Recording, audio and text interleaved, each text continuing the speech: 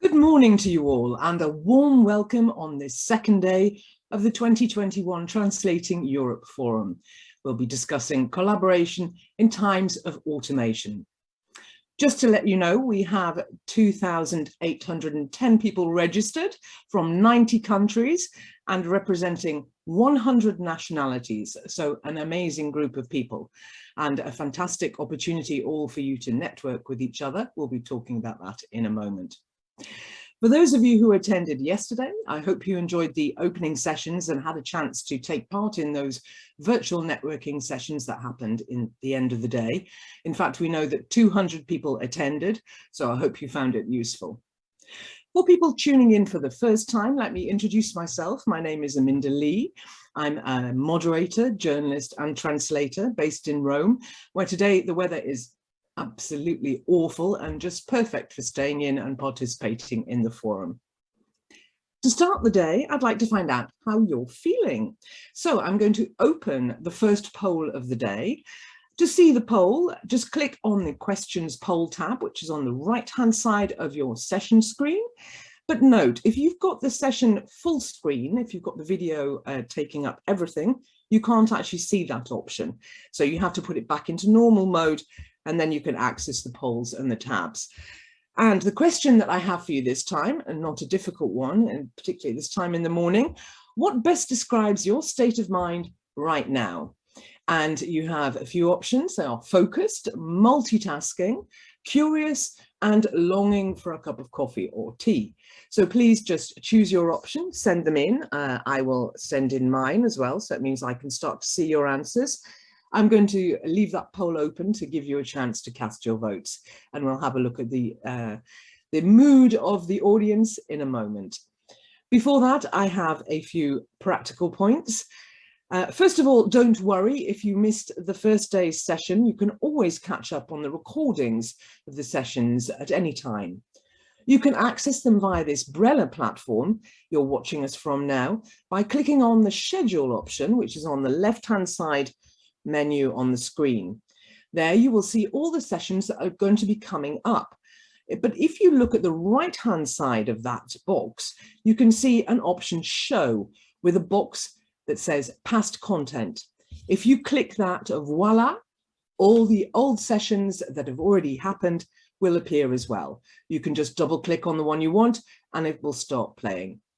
The recordings are also available on the Translating Europe Forum YouTube channel too, which you can share to friends and colleagues who may want to watch who've not been registered onto the platform. Now, some people mentioned yesterday in the chat that they wanted to see the speakers' names on the screen.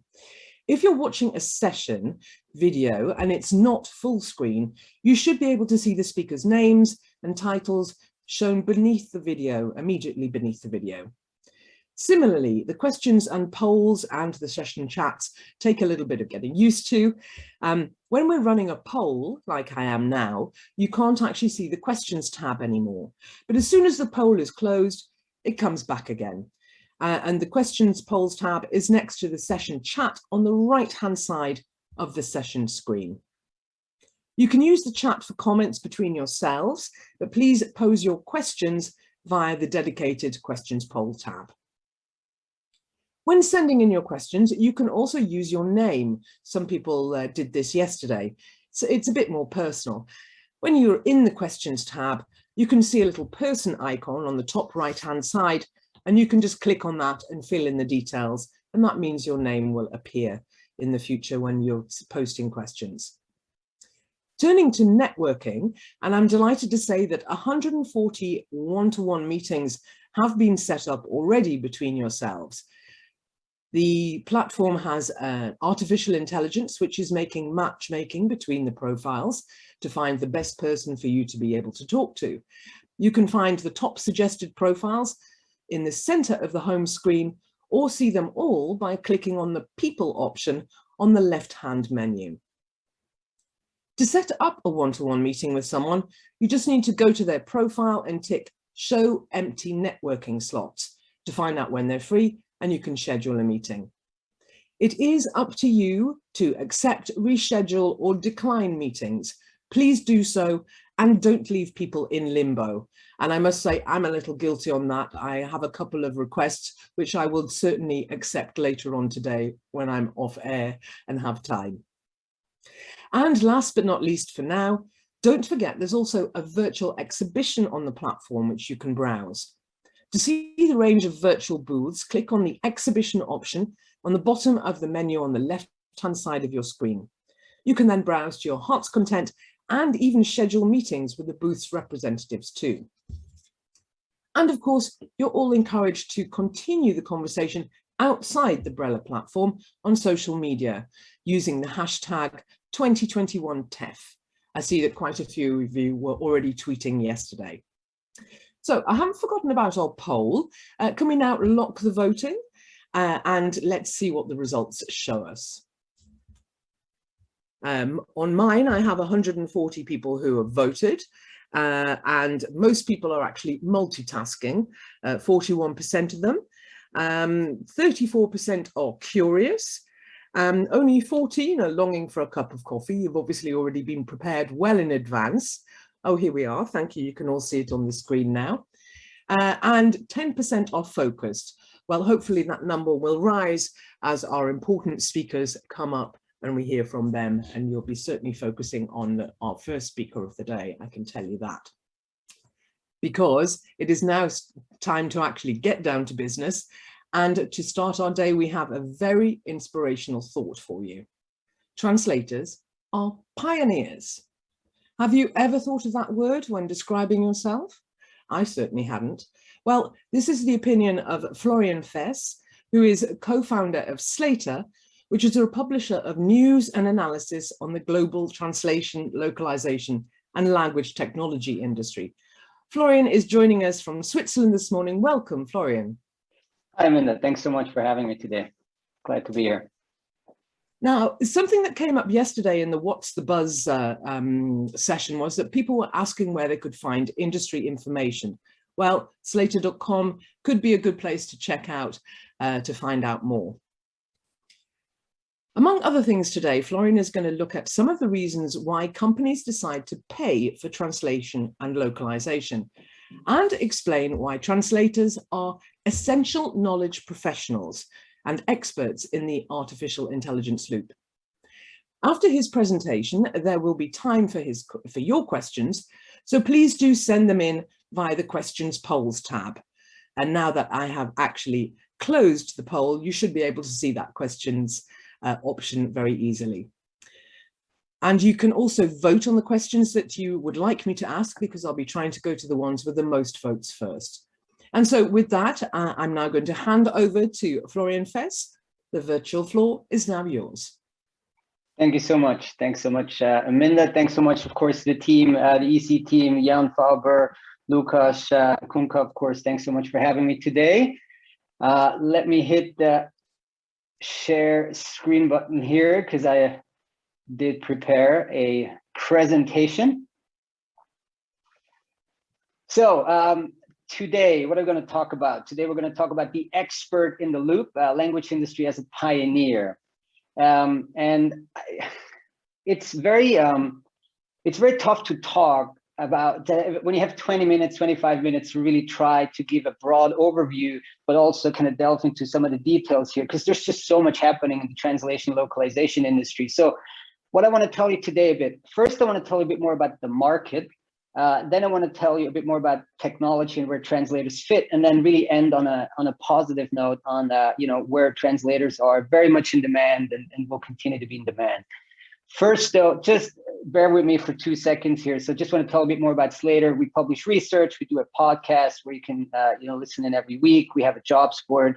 For some reason, LinkedIn is our primary platform. We have a newsletter. We have about a dozen staff all across the world, been remote ever since. So luckily, the past 18 months have been nothing new for us. I understand for a lot of other people, it's been different. Personally, my career I was originally a translator. I graduated here in Zurich's University of Applied Sciences as a translator. I moved out to Asia, went into business, and then came back in 2015 and started Slater because I felt there's a need for timely information about the industry. Okay, thanks for bearing with me here, but just a bit of context about who we are. again, today, I want to really share that translators, in my view, are absolute pioneers in the field of artificial intelligence and working with it. I want to give some background around the language industry, and what we mean by language industry at the end of the day is much of it is the translation industry, but there's other things that are counted there as well. I want to tell you a bit, and that may be a little new for if you're mostly on the translation side, but like why investors really love translation and interpreting. I want to kind of go a little bit to big tech, the Googles, the Microsofts, and startup, and what they're thinking about language technology, because sometimes these big tech companies are perceived as kind of more foe than friend. I want to quickly go to a new framework we've developed, which is buyer intention, and I'll explain that to you in a second. And then I really want to delve into what we see, why translators are really essential knowledge professionals. So first, translators are pioneers. And why are translators pioneers? Translators are pioneers because there is hardly any other industry out there. And I'm sorry for using that term industry, but I know there's some pushback sometimes on this, but I feel it's, what else to call it? There's hardly any other industry that has adopted artificial intelligence, and machine translation is artificial intelligence, as deeply and productively as the translation industry has. And let me give you a visual, and I'm sorry, I did this visual, so I'm not a graphic designer, but I think it does the trick. So what do we mean here? So first, we wanted to really shift that dialogue from like calling this a human in the loop to expert in the loop. And in human in the loop, well, if you're a human in the loop, there's not much you can do often for kind of machine translation output. So we need experts, and all of you are experts, right? Professionals with deep background in your respective industries. So if you look at the adoption curve of really where where AI is being used productively, the translation industry is absolutely on the innovator side. There's maybe some early adopters soon in customer service. They have some chatbots. Maybe they interact with some AI applications. Finance professionals, maybe in rare cases, maybe they're using certain AI applications to sift through data, or consultants do that. In marketing, you may use a program like Canva or something that has some AI built in, and then I guess tax and maybe some government and accounting might be kind of on the laggard side. But as translation industry professionals, we're using it every day, 6, 7, 8, 10 hours a day. We're interacting with artificial intelligence output dynamically, and there's rarely any other large industry that's doing it at this scale. So if there has been any disruption, well, I think we're to some degree past that, right? And we're now productively working with these applications. Now here, let me give you a data point. We had David on our podcast about a year ago, and he's the CEO of MemSource, a tool that some of you may actually use. And he told us that 2020 was the first year when post-editing machine translation became the dominant translation method. So, this kind of just makes the point that I just made before. I mean, most of the industry has transitioned to that model where you interact with machine translation. Currently, it's unfortunately still mostly in the post-editing mode, but I'm sure there's going to be better and more interactive methods going forward. So it's now the standard, what they call PEMT. Also on the pricing side, we don't have to go too deeply into that, but we did publish a report on translation pricing. And I know this is a very, of course, one of the most important topics, but you see here that we looked at some of the kind of standard practices when it came to discounts and pricing, right? So for in-context matches, typically it's a 90% discount. You go all the way down. And then for empty output, some of the vendors would pay like half of it, 60%, etc. So there's even now kind of emerging pricing models where people have to figure out, well, how much additional work is involved in actually editing some of this output. And understand sometimes when the output is of higher quality, you need less time. When it's lower quality, sometimes you'd be kind of tempted to just delete the output and write from scratch. So as a former translator, I think my hope would be that we're getting to a more interactive world where you're you don't really need to edit anymore, but you actually interact more dynamically with machine output. And I think there's some solutions out there that would address this. And then, of course, the shift would be towards an hourly price model, and that's what we're seeing with some of the real innovators out there in the translation industry, going to a more hourly rate. Okay. For a bit of context, I just want to share some of the high-level figures, and that's what in the build-up to what I will talk about with the investors. Like, what do they look at when we're looking at the language and the translation industry, right? So there's so many ways of looking at it, and here in our most recent report, we looked at it from a geographic point, but also we've been tracking it now since 2019.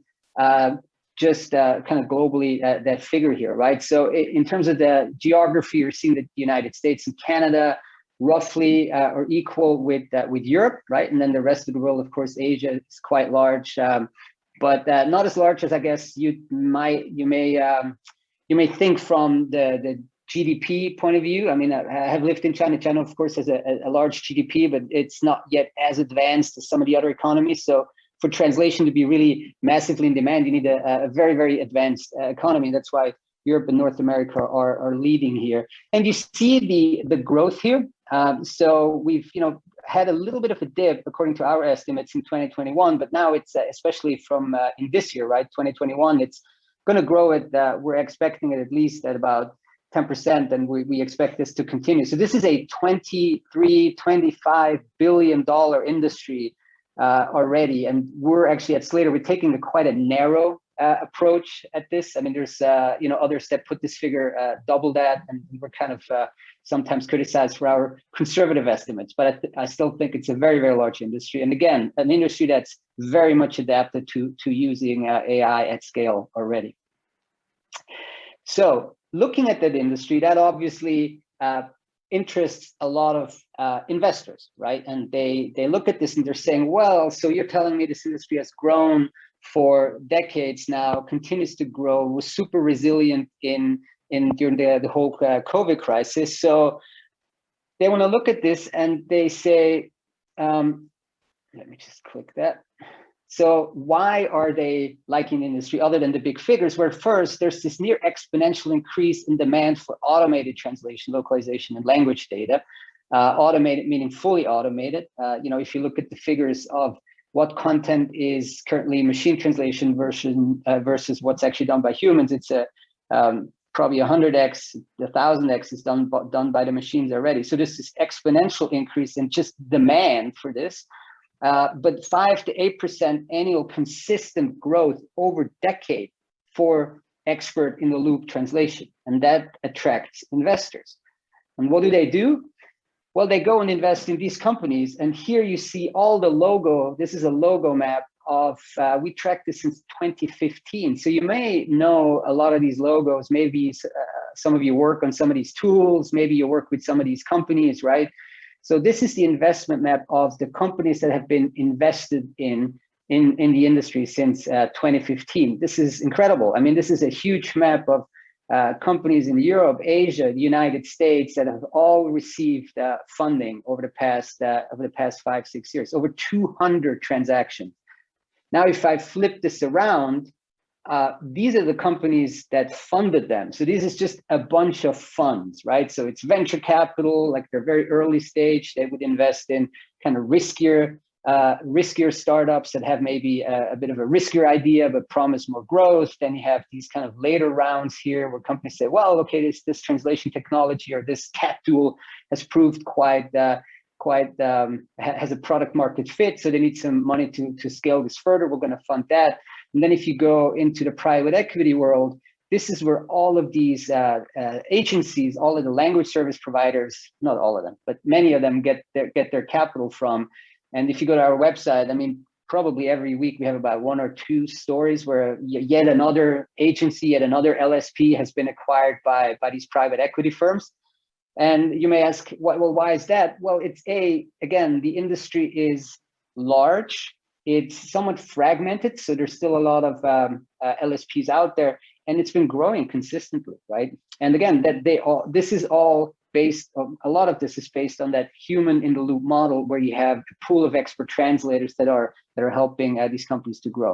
And so, yeah, I mean, there's even more logos here. So this is all a lot of, I would say, smart people putting their money into the industry that we're all a part of. So I think this is a huge vote of confidence into the future of this industry. And you know, if you look at the past couple of years, it's actually only accelerated. Let me see if I have that slide.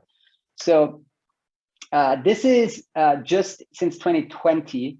So if you look at the full automation part, it's actually, there's fewer logos here than in the expert in the loop part of the industry that was funded, right?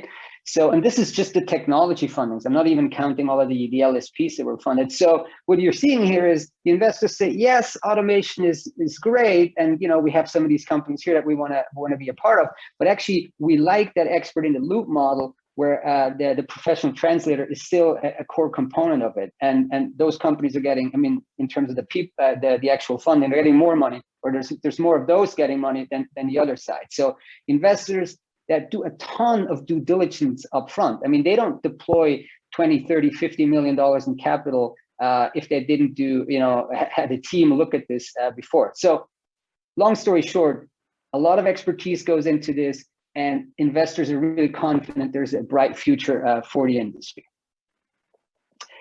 Now I'm taking a bit of maybe a little bit of a tangent here, but a lot of people would ask us, like, okay, well, you tell us about which country buys the most translation. Tell us which industry buys the most translation, right? Is it the public sector? Is it life sciences? Is it big tech? Is it the United States? How much is in Scandinavia, etc.?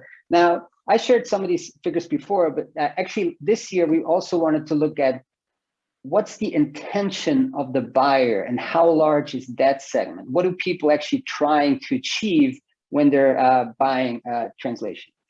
So this is not the most beautiful chart, and I have to apologize for that, but you know, we're doing our best here. So we have here roughly 10 different or 9 different intentions, right? So when you look at the first one, this is based on our total market size. Accessing a market is number 1. So the website, the marketing, you know, maybe some documents as well, just broader documents, sales material, etc., e-commerce, you know, all of this kind of content is the largest one. Complying with regulations. If you're in life sciences, legal, this is a big buyer intention. You need to comply with regulation. You need to translate that clinical trial protocol. You need to translate that government regulation, etc. That's a big one. Acquiring customers. You do market research, you know, you do chatbots, you do your newsletter. So this is for sales purposes. A lot of translations being done. Enabling public access, you know, public sector interpreting, etc. is a big market.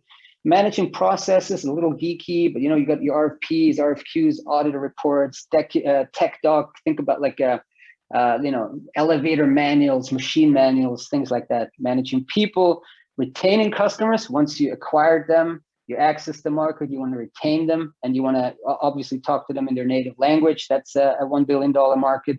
And then it gets quite legal, like monitoring events, reactions, and discovery. So this is just we've never had this type of framework before. And oftentimes when we talk to investors or large LSPs, like they would ask us for this type of data, and we wanted to just do it in our 2021 report. And I find it useful. So now we have geography, we have vertical, like which industry, and now we have actually buyer intention. So that was just quite a little bit of a tangent here that you know, might be interesting.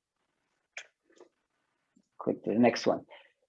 Okay, so I want to just briefly touch on big tech. And what do I mean by big tech? It's the Googles, the Facebooks, the Microsofts, the, you know, maybe some Chinese tech, although they've been scaled back a little bit over the past 6 months, and startups and how they think about language technology and what they're trying to do. And so what do Google, Amazon, and Microsoft, what are they trying to get out of machine translation? And a lot of investors would ask this when they're coming into the space, like, well, okay, Google Translate, isn't that going to change everything? That would be their initial question. But actually, and that's, we've spoken to so many people about this, and I think we got this somewhat figured out. The pro, what do they like about machine translation or translation? Well, it's a technology-based business-to-business software as a service. So they can sell you that access to their machine translation API. They charge you, I think, what is it, $20 per like 1 million characters. And that's one of their services. They can sell this. There's very little kind of involvement by them. And of course, they can't afford not to have teams working on machine translation because it's just part of their bigger AI offering. They have all these other things that they're working on. If you go to the Amazon Web Services page, they have like 100 different AI services, and machine translation is one of them. So they need to work on it. However, they're not going to start competing on the services level because they're not going to hire the thousands of professionals that are needed to provide services to really deliver quality and business critical multilingual content. They won't develop those, that's kind of a techie thing, like hundreds of custom connectors. So the point is, they're not going to go into the services business. You can go to them and get the raw output, but there's no one to call there when you actually want to improve maybe the quality, unless you're, I don't know, another big tech company and you're spending $100 million on that. So that's just to show it. They're not going to compete if they want in the services space. If they wanted to, they would have done this a long ago. Now, DeepL is a little different. So DeepL is moving from this kind of also, okay, take it or leave it approach to now they're actually starting to talk to companies. Here, it's just interesting that DeepL is basically one of the first really successful technology, almost only companies in the translation industry. And what you're seeing is their traffic numbers. They're now the 132nd most popular website on the entire internet. This is crazy. I mean, and every day people spend nine minutes on it. So, it's in places like Germany or Switzerland, I think they're almost in the top 10. So incredible demand for translation. It's just incredible demand. And if there's incredible demand for machine translation, you could also expect, and that's what we're seeing, there's a steady rise in demand for expert in the loop translation as well. So I don't see this as a particular threat per se. I think it gets people very much used to having a multilingual offering, and then if they really want to, have a premium service, of course, they would need to engage an expert. But again, that rank here, 130, that just speaks to the incredible kind of demand that's out there for that type of multilingual technology and service. So now I want to talk about something that's a little bit different, and I want to tell you a bit more about kind of going into adjacent areas. So this is not core translation, but just a little bit adjacent. So there's now also kind of AI text generation software out that you can use. So here's one that's called Copy AI. I actually haven't figured it really out how it's useful, but it's interesting to play around with. You punch in an English brief and out comes like a German copy. So there's kind of this AI text generation meets machine translation. So I just wanted to share this because there's all of these new language technology applications that we're seeing out there. And I want to share something else with you, which is, I hope it works. Yes, where language technology meets video technology. And this is just a brief demo of where kind of this convergence of language technology, machine translation, et cetera, is going. So here I have an avatar that I created, I think a couple of days ago in, literally 5 minutes. I hope the sound comes through. Hi, a warm welcome to today's Translating Europe Forum 2021. So Florian is giving a presentation with the title Expert in the Loop, the Language Industry as Pioneer. And here we'd like to do a small demo of what's currently possible using some of the most advanced video and language technologies. We're showing this because while the tech here is incredible, its application will open up new areas of work for language experts. Let me now hand over to my German-speaking avatar colleague for some more insights. All right, goodbye, English-speaking avatar. And now, oops. Hi. Okay, what's the next one? Yes, so for anybody, this is not what he's going to say. If you're not a German speaker, it's not an actual translation. So apologies if you're not a German speaker. I hope we have a few. Und nun bin ich an der Reihe. Wie gesagt, machen wir hier nur eine kurze Demo, aber ich finde, das funktioniert schon ganz gut. Natürlich könnten wir auch das vorherige Video übersetzen. Doch ich denke, es reicht, wenn Sie einmal begrüßt werden. Darum ist es jetzt an mir, Sie zu verabschieden. Bis bald. All right, bis bald. Sorry, let me move to the next one. So what was the point of this quick demo? I love the tech. I think it's incredible. I did this a couple of days ago in 5 minutes. It took about 3 to 4 minutes to render and download, and this tech costs about $35 a month.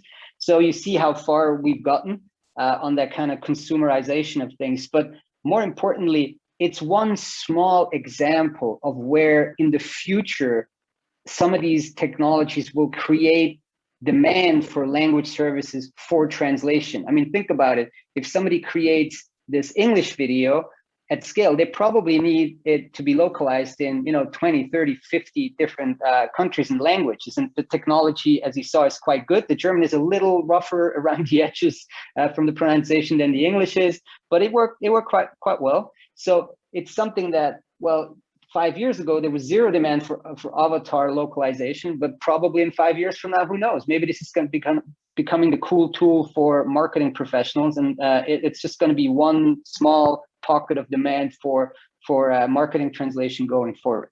So that was just a quick demo. Okay, heading to the end already, because I know time is limited. So I want to share 10 areas where translators are really the expert in the loop. And we published this piece, it's a bit more than 3 days ago. It's probably about a week ago. And I want to walk you through this. So translation as decision makers. So basically here we looked at, it's quite a deep article. So we looked at, and it's really available. We looked at, well, where translators really the experts in the loop and will remain the essential experts in the loop, for the foreseeable future. So for example, translators as decision makers, imagine the whole Squid Game, the Netflix series subtitles thing that we had. You have to balance readability, length, authenticity, very hard to do. And the technology only supports there. Translators as creators, in ads, marketing, they need transcreation. I mean, machine translation is limited to no use. If you use machine translation for English into German marketing, it all becomes super kind of direct and too personal, and in my view, it just doesn't really work. So emphasis on creativity there. Translators as world changers, critical role in diplomacy and conflict zones. I mean, think about, the European Commission. You wouldn't want to have kind of in live debates, you wouldn't want to have machine interpreting, at least for critical discussions, hopefully for the foreseeable future. Translators as consultants, all that testing and benchmarking of localized products, consulting with buyers, developing taxonomies, etc., essential, right? In law, deep legal expertise needed to achieve and verify accuracy in the courts and institutions, even legal blogs. My wife's a lawyer, she runs a blog, and it was very hard to find a good translator for that. It was actually very hard to get the expertise plus kind of the journalistic flair to produce good blog output. Next one. Translators at the start of the loop. So, all this machine translation training requires a ton of parallel texts, and translators are essential to doing that. And business keeps changing, so there's a need to retrain. Terminologists, look at for lack of a better term, the cryptocurrency world. I mean, all of these terms, they have zero non-English kind of terminology. So if you want to write about cryptocurrencies, you better have a good terminologist that coins these terms and then make sure that they make sense. In literature, I mean, I don't even know, there's no bullet point for that. In literature, well, that's going to stay with us for a long time. Closing the loop,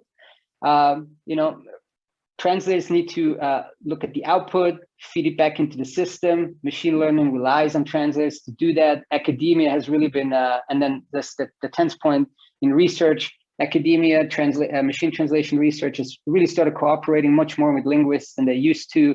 And have really started the outreach there with them. And so these are 10 areas. We basically put out the challenge, tell us 10 more, because this is just our kind of initial list. But feel free to ping us on Twitter, on LinkedIn, or email me if you have a few more examples. And then we're going to make another article, 10 more areas where translators are and will remain essential experts in the loop. I wanted to end on that note because I feel it's a positive note. And it does require a bit of probably adaptation and nimbleness, but definitely a big market and growing. All right, I guess I ended here, and we have some time for Q&A. Fantastic. Thank you, Florian. That was really interesting. And I know that a lot of people watching are always very keen to know about new opportunities in the industry. And I think those 10 jobs were very interesting. We've got a number of questions that have come in, 8 so far. And the top one is from Ellen Singer, and it's had 14 votes. And she wants a little bit more information about your sources. She says, please provide information on the source of your information, especially for the MTPE as the main type of translation project. Okay, well, that source was that particular quote was from David. David runs MemSource. MemSource has thousands of translators, so I guess it might be a somewhat anecdotal data point, but it's coming from one of the industry's leading tools, so they have the data. And also in my other discussions with industry participants, I'm seeing the same. That I mean, the majority doesn't mean all of it, right? So there's of course still a large portion of work that's not going through MTPE. I mean, if you have a $25 billion industry and they say 60% is MTPE, then don't put me on the spot with the math, but there's still a few billions left there for other kind of work. So yeah, that's anecdotal, and but from what I would feel quite a reliable source. Thank you for clarifying that, Ellen. I hope that answers your question. The next highest voted question is, are translators being used enough to actually evaluate the machine's output, not just post-edit it? This kind of is that job of the closing the loop, the translator is closing the loop? Fantastic question. I think not as much as they should be, but increasingly so. I mean, we're seeing a lot more collaboration also with academia. For example, these academic MT conferences were incredibly insular 5 years ago. It was just basically academics and PhDs looking at their model and like basically going over the same thing again and again. Now they've opened up more kind of translator tracks. There's linguists that are coming in and helping them. And then in industry, of course, I mean, any LSP has a strong incentive to increase the quality, and so they can try to train. It's not a trivial exercise to train machine translation.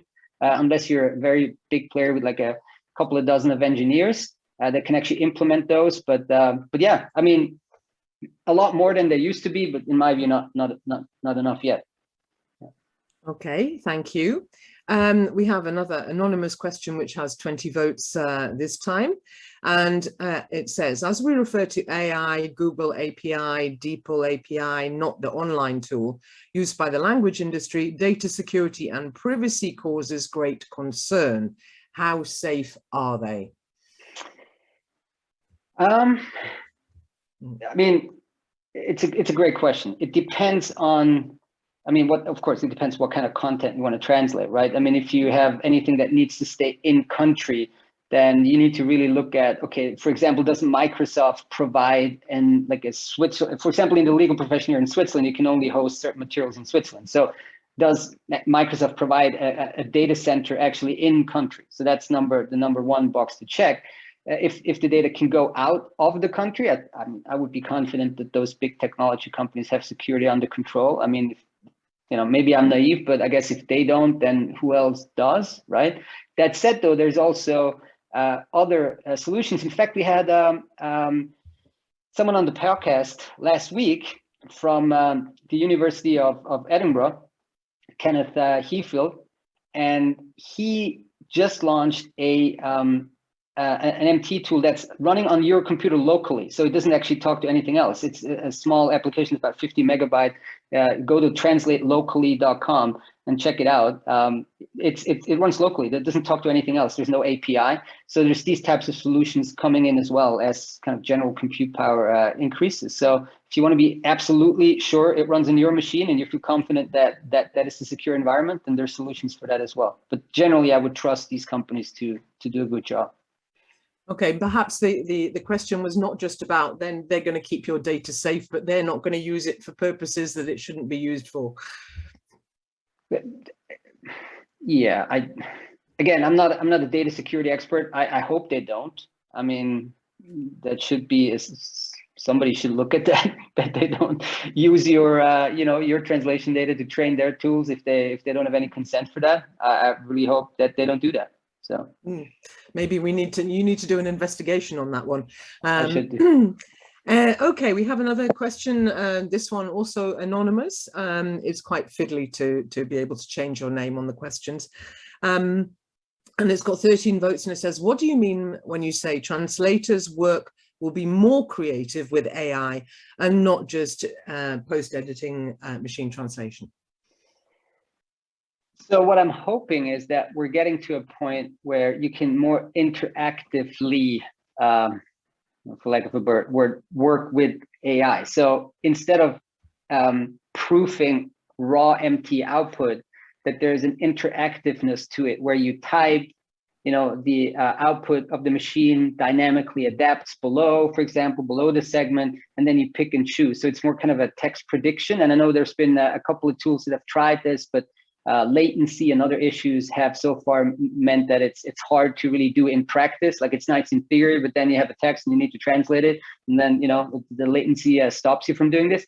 But I would see that as a more creative approach than the editing, the raw editing. But the technology, I hope will be there in the next couple of years, where it's just the latency issue will be resolved and you can do this. Okay, thank you. Another anonymous one. This one has 13 votes. Hi, and thank you for that insightful session. Question, how long will we have access to the stream? Because, okay, well, this is not a question for you, actually. This is a question for us. Answer that. Yeah, I can answer that one. Basically, the recordings will be on the Brella platform. I'm not quite sure how long for. However, all the recordings are also being placed on YouTube, and you can actually get those without having to go through the Brella platform. And obviously your colleagues who are not necessarily registered can also get to see the videos as well. I'm not quite sure how long they'll be on for, but they're not going to be taken off tomorrow. So you will have a chance to go back and watch what you've missed and make more notes if you want. I'm told here on the chat that's for 1 year on the platform and on YouTube forever. Forever. Okay, forever. All right. I don't know if you're quite happy about being there forever, Florian. Anyway, right, we have a question now from Vladan, who says, what can translators in niche languages expect from future developments of AI technologies? That's a great point. I mean, what they call, like in the tech world, they call it low resource languages, because, well, there's just not a lot of training data available for these languages. So, you can talk to your colleagues that are in higher resource languages and see what they're doing. So I think the trajectory will be will be similar. I mean, the quality will go up, the productivity per word will likely go up, but demand for productivity go up. And yeah, I mean, same trajectory as in the high resource languages. And it depends how niche it is, right? I mean, if it's exceptionally niche, some like very small dialect, maybe this will be hard to productize, but maybe the top 50, 60, 70 languages will definitely see a similar trajectory. Okay, thank you. I'm just going through them because it's nice to answer as many questions as possible, and you're being very brief with your answers, so that's really great. Sorry. Nice and concise. No, concise. I can be longer. Not okay. Brief, concise. There you are. You see, the choice of words are important.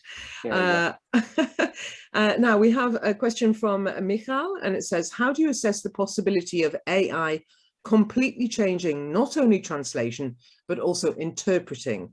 Do you have any knowledge of AI being used in interpreting?